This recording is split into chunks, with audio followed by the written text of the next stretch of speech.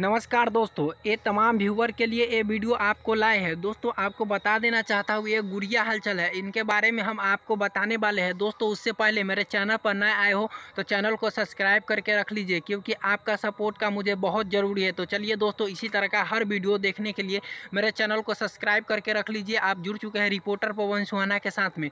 तो दोस्तों आपको बता देना चाहता हूँ, इनका नाम गुड़िया हलचल है, जो बंगाल से आकर बिहार में ऑर्केस्ट्रा में डांस करती है। जी हाँ दोस्तों, इनके जरिए कहना है कि जब हम स्टेज पर चढ़ते हैं डांस करने के लिए तो कोई हमें 10-20 रुपया देकर और मेरे हाथ को पकड़ने लगता है।